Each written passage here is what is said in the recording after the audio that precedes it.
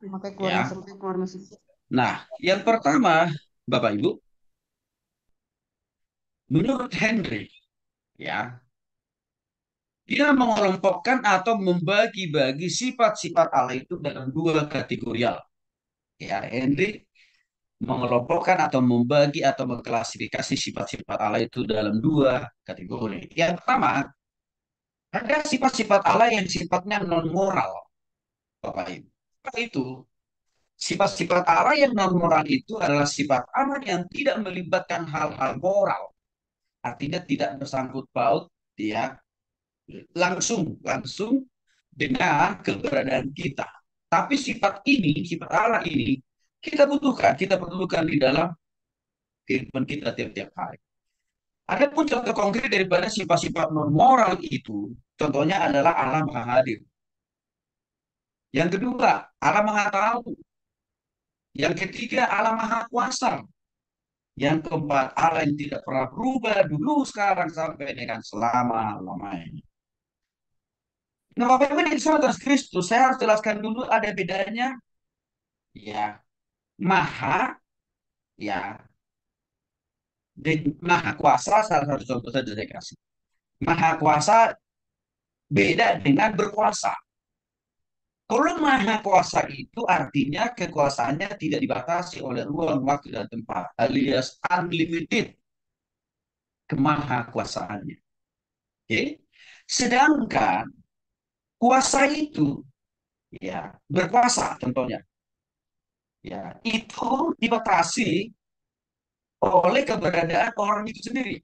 Contoh, kita punya presiden, masa kepemimpinannya itu adalah 5 kali, 5 tahun, satu periode, dan boleh dipilih kembali untuk periode yang terakhir. Artinya, kalau seorang presiden sudah melewati 2 periode, maka sebenarnya sudah selesai kekuasaannya. Maka, ya, berkuasa itu beda dengan maha kuasa. Kalau berkuasa itu dibatasi oleh ruang, waktu, dan tempat. Dibatasi oleh tahun, dibatasi oleh periode. Dibatasi juga oleh keberadaan orang itu. Kalau orang itu masih ada, ya mungkin dia masih punya kuasa. Nah, itulah contohnya saya katakan dari manusia. Sedangkan Allah, kemahakuasaannya tidak dibatasi oleh ruang, waktu, dan tempat. Tidak dibatasi. Jadi, presiden bisa berganti, tapi kemahakuasaan Tuhan tidak bisa digantikan oleh apapun juga. Negara dan bumi dan segala isinya akan kembali ke titik nol pada waktu Tuhan datang kedua kali. Tetapi Tuhan tetap berkuasa, walaupun bumi dan segala isinya sudah tiada. Nah, itu perbedaannya maha kuasa dan berkuasa. Yang kedua, menurut Henry, sifat sifat Allah itu adalah sifat yang bersifat moral. Artinya sifat Allah yang mengandung moral, seperti kekudusan, kesucian, kebenaran, keadilan, kebaikan, kesetiaan, kelemah lembutan, penguasaan diri.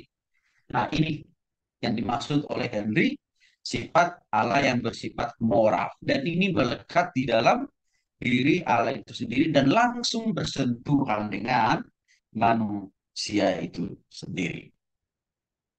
Nah, sifat-sifat Allah yang berikutnya menurut Miller Erikson membagi sifat Allah dalam dua kategori juga. Yang pertama, menurut Erikson, Allah itu punya sifat kebesaran. Contoh, kerohanian, personalitas, kepribadian, maksudnya itu personalitas, hidup tak terbatas, tidak berubah. Ini contoh sifat Allah yang bersifat kebesaran. Ya, yang berikutnya sifat Allah, ya, menurut Erikson, ya, yang berupa kebaikan Allah. Nah, ini dibagi dalam 3 kategori juga. Satu, kebaikan Allah itu menurut Erikson Talang, yang talang, pertama ini kemurnian talang, moral. talang. Ya, kemurnian moral. Apa artinya dan contoh dari kemurnian moral itu? Kekudusan, kebenaran, dan keadilan. Klasifikasi yang kedua menurut Erikson dari kebaikan Allah itu adalah integritas. Unsur-unsur integritas itu dia jabarkan juga, contohnya ketulusan, kejujuran, kesetiaan, konsistensi, atau keselarasan antara isi hati, ya, dan juga yang diperkatakan dan juga yang dilakukan dalam kehidupannya sehari-hari. Ya, disingkat dengan istilah integritas. Sedangkan sifat Allah yang ketiga masih bagian daripada kebaikan Allah, saudara, yaitu tentang kasih. Contohnya, kebajikan, kasih karunia, kemurahan, dan ketekunan. Ini menurut Harrison tentang pembagian dua kategori sifat-sifat dari Allah itu sendiri.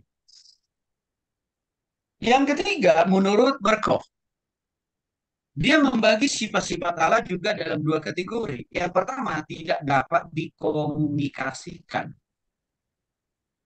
Contohnya, Allah itu mandiri. Ya. Yang kedua, contohnya tidak berubah. Dia satu, ya, Esa, saudara. Yang berikutnya, tidak terbatas atau unlimited dan sempurna, kekal, dan juga tidak mengalami perubahan apapun dimanapun dalam situasi serta keadaan apapun juga. Itu menurut Berkov tentang sifat Allah yang pertama tidak dapat dikomunikasikan. Artinya terbatas kata-kata kita kalimat demi kalimat untuk mengkomunikasikan tentang sifat-sifat Allah itu karena sifat-sifat Allah itu jauh lebih besar dari kosakata yang dimiliki oleh manusia. Yang kedua menurut Berkov bahwa sifat Allah itu juga dapat dikomunikasikan. Jadi pertama tadi ada yang tidak dapat dikomunikasikan dijelaskan secara detail itu ada karena keterbatasan bukan karena keterbatasan Allah Bapak Ibu, tapi karena keterbatasan alat komunikasi saja. Tapi ada juga menurut Berkov itu sifat Allah yang dapat dikomunikasikan. Contohnya di sini adalah spiritualitas atau intelektualitas. Intelektualitas ini contoh konkretnya adalah pengetahuan, hikmat, dan kejujuran. Nah itu jika bisa dikomunikasikan kepada manusia supaya manusia juga bisa punya model dan contoh meniru, meneladani ya spiritualitas atau intelektualitas daripada Allah itu sendiri.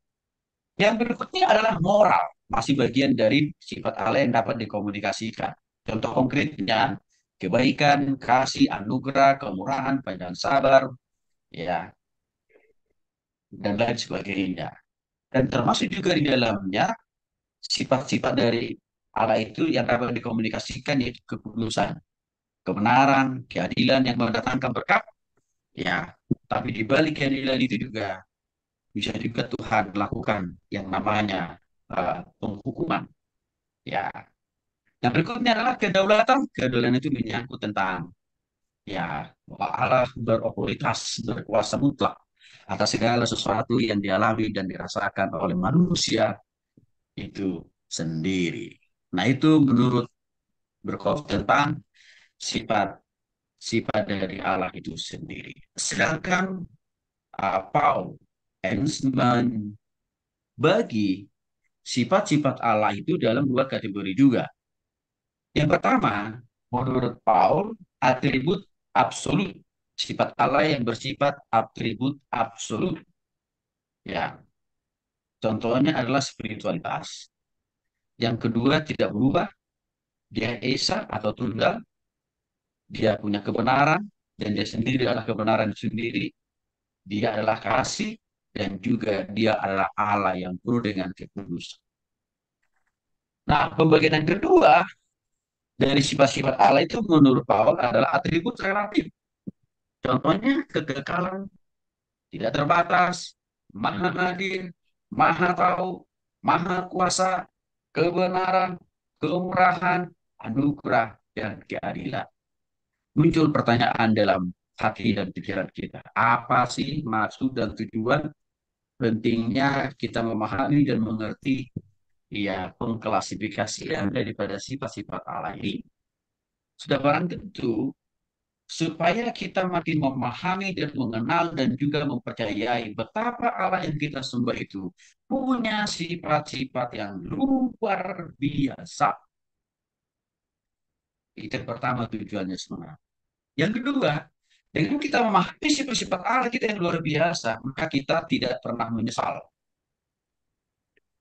mempercayai dan bahkan mempertuhankan Dia sebagai Allah yang berkuasa atas segala sesuatu yang ada di bawah kolong langit ini. Tujuan yang ketiga,